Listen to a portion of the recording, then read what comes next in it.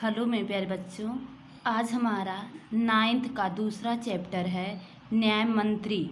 बच्चों, इनके लेखक श्री सुदर्शन जी हैं। सुदर्शन जी का जन्म 1896 ईस्वी में हुआ था और इनका निधन 1968 ईस्वी में हुआ था। बच्चों, सुदर्शन जी का मूल वास्तविक नाम बद्रीनाथ शर्मा था। इनका जन्म 1896 ईस्वी पंजाब राज्य के सियालकोट नामक स्थान में हुआ था। बचपन से ही अपनी कहानियाँ लिखना प्रारंभ किया था, जैसे कि पुष्पलता, सुप्रभात, परिवर्तन, पनघट, नगीना आदि इनके सुप्रसिद्ध कहानी संग्रह है। इनका एकमात्र उपन्यास है भगवती।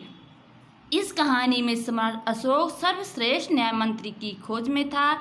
शिशुपाल से मुलाकात होने पर उनकी योग्यता देखकर उसे न्याय मंत्री बनाया। न्याय ने राजा देखता है न रंग। न्याय तंत्र पर विश्वास दिलाने के लिए यहाँ प्रयास किया गया है। नई पीढ़ी के लिए उसके प्रेरक कहानी द्वारा न्यायतंत्र की जिम्मेदारी का भी महत्व समझाया गया है। चलो बच्चों, इसी के अनुसार हम आगे की ओर आप सबको ले चलते हैं। संध्या का समय था, चारों ओर अंधकार फैल चुका था।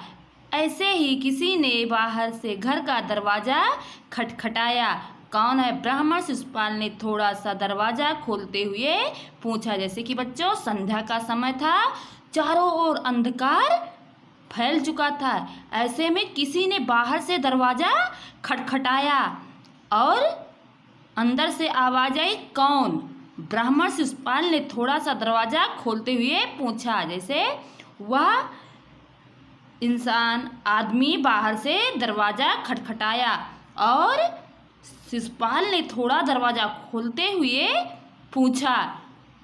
एक परदेसी बाहर से आवाज आई। बच्चों, एक परदेसी माने एक आदमी बाहर से आवाज लगाई, क्या मुझे रात काटने के लिए स्थान मिल जाएगा? वो परदेसी जो आया था उनके द्वार पे, वह कहने लगा कि मुझे एक रात काटने के लिए क्या तुम्हारे घर में जगह मिल जाएगी? जैसे ही शिशुपाल ने पूरा दरवाज़ा खोला, उसके सामने एक नवयुवक खड़ा था। जैसे कि बच्चों, जैसे शिशुपाल ने पूरा दरवाज़ा खोला तो उसके सामने एक नवयुवक खड़ा था। उन्होंने मुस्कुरा कर कहा। किसने कहा मुस्कुरा कर? शिशुपाल ने। शिशुपाल ने मुस्कुरा कर कहा, यह मेरा सौभाग्य है, अतीत के चरणों से यह घर पवित्र हो जाएगा। जैसे कि शिशुपाल ने कहा कि ये मेरा सौभाग्य है, मेरा ये परम कर्तव्य है कि आप मेरे घर पधारे हैं, मैं पवित्र हो जाऊंगा, आइए पधारिए। जैसे बच्चों, आइए पधारिए और आपकी मैं सत्कार करूंगा। अतिथि को लेकर शिशुपाल घर में गया और उनका आदर सत्कार किया। जैसे कि बच्चों, शिशुपाल ने उस अतिथि को अपने घर ले गया और उनका आदर सत्कार किया और सम्मान भी दिया।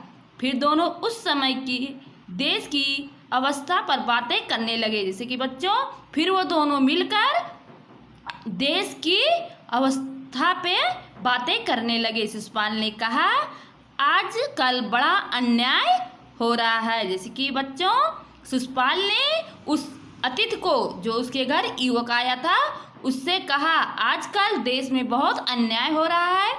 परंतु परदेसी इस बात से सहमत ना था। परंतु जो परदेसी आया था वह इस बात पे सहमत नहीं था। वह बोला, दोष निकालना तो सुगम है, परंतु कुछ करके दिखलाना कठिन है। जैसे कि वह परदेसी बोला, जैसे वो जो शिशुपाल के घर अतिथि आया था, वह बोला कि कहना तो कठिन है, कहना तो सरल है, परंतु करना बहुत कठिन है। शिशुपाल बोले, अवसर मिले तो मैं दिखा दूंगा।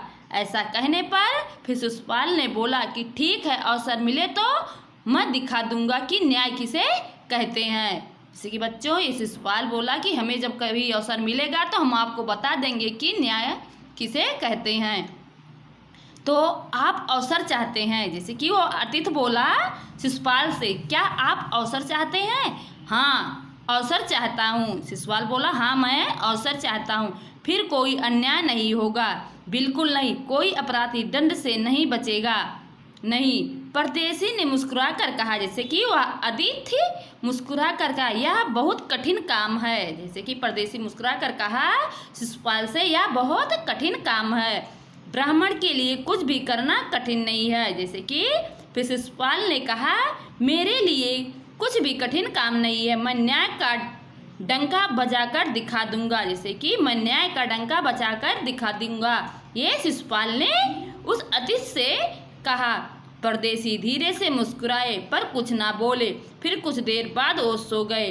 जैसे कि ऐसा कहने पर वह अतिथि जो परदेसी उनके घर पर आया था वह मुस्कुराने लगा और फिर वो दोनों सो गए। सुबह उठकर परदेसी ने शिशुपाल को धन्यवाद देकर उससे विदा ली। जैसे कि सुबह हुआ, वो दोनों नाश्ता किए और फिर दोनों बैठ के बात कर रहे। फिर शिशुपाल से वह परदेसी धन्यवाद लेकर उसने अपनी विदा ली। वह अपने घर को चला गया। कुछ दिनों बाद शिशुपाल के घर कुछ सिपाही आए और उन्हें दरबार में चलने के लिए कहा। जैसे वो अतिथि के जाने के बाद कुछ दिनों बाद शिशुपाल के घर एक सिपाही आया और शिशुपाल को दरबार में चलने के लिए आदेश दिया। शिशुपाल सहम गए। शिशुपाल आश्चर्य में पड़ गए कि ये क्या हुआ कि आज मैं दरबार में मुझे क्यों बुलाया जा रहा है। वह समझ नहीं सके कि सम्राट ने उन्हें क्यों बुलाया है।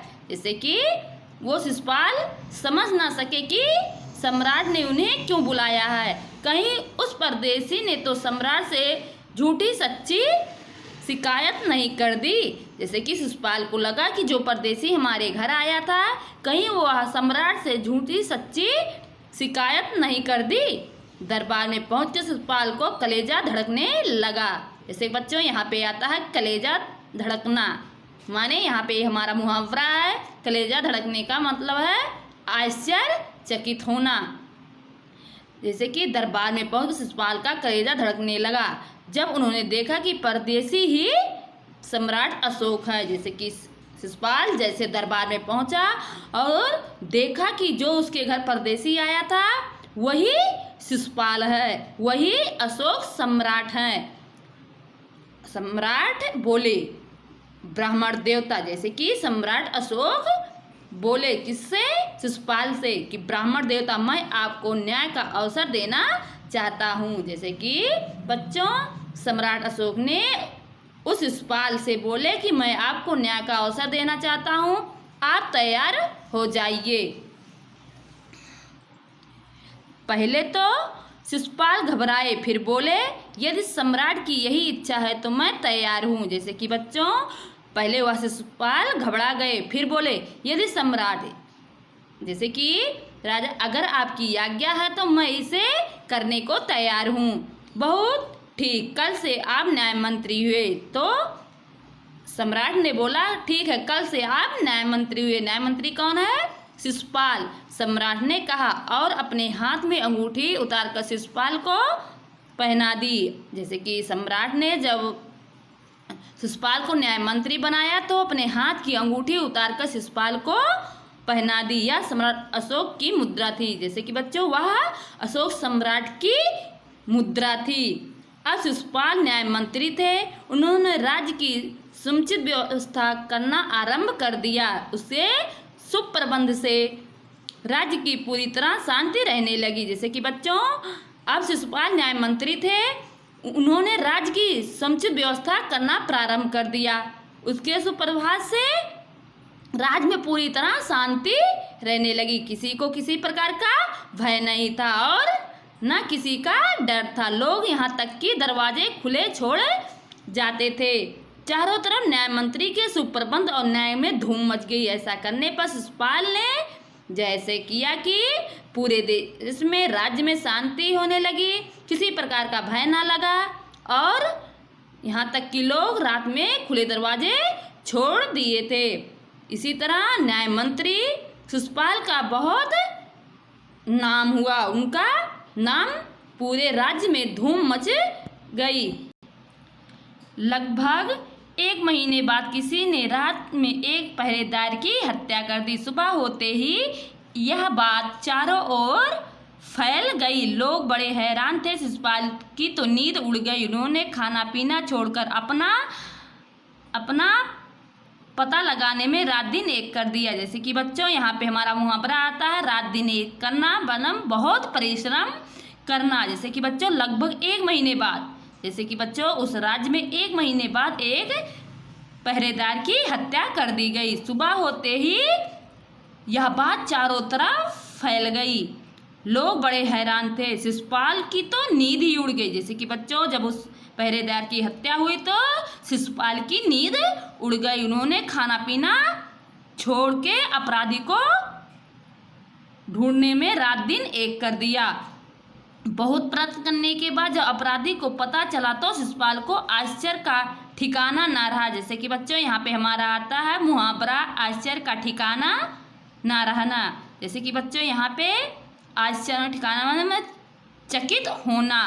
स्वर सम्राट ने उस पहरेदार की हत्या की थी। जैसे कि बच्चों सम्राट ने खुद उस पहरेदार की हत्या की थी। सम्राट को अपराधी घोषित करना बहुत ही कठिन था। जैसे कि शिशुपाल ने सम्राट को अपराधी घोषित करना उसके लिए बहुत कठिन काम था। शिशुपाल ने क्या करे तो क्या करे वह समझ नहीं पाया। अब मैं क्या करूं। एक और न्याय मंत्री थे और दूसरी ओर सम्राट के सेवक। जैसे कि शिशुपाल ने सोचा मैं एक तरफ तो न्याय मंत्री हूँ, दूसरी तरफ अशोक सम्राट का सेवक हूँ, परंतु न्याय की दृष्टि में सम्राट और साधारण व्यक्ति में कोई अंतर नहीं है। अगले दिन शिशुपाल दरबार में पहुंचा। जैसे कि बच्चों अगले दिन शिशुपाल दरबार में पहुंचे। सम्राट अशोक सिंहासन पे बैठे हुए थे। जैसे कि बच्चों जब अगले दिन शिशुपाल दरबार में पहुंचा तो सम्राट अशोक सिंहासन पर बैठे थे। आते ही उन्होंने शिशुपाल को से पूछा, अपराधी का पता चला। जैसे कि बच्चों जैसे सम्राट शिशुपाल जैसे दरबार में पहुंचा तुरंत सम्राट बोल पड़े कि अपराधी का पता चला।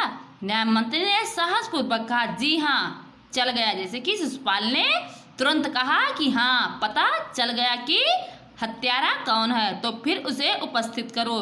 जैसे कि सम्राट ने बोला कि फिर मेरे सामने उसे उपस्थित करो।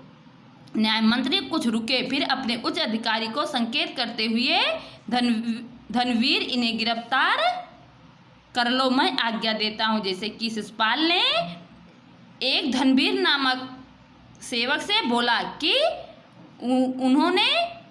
उन्होंने सम्राट की ओर इशारा करके कहा कि इन्हें गिरफ्तार कर लो, मैं तुम्हें आज्ञा देता हूँ। संकेत सम्राट की ओर था। वह संकेत सम्राट की ओर करके कहा। दरबार में निस्तब्धता छा गई। ऐसा कहने पर दरबार में सन्नाटा छा गया।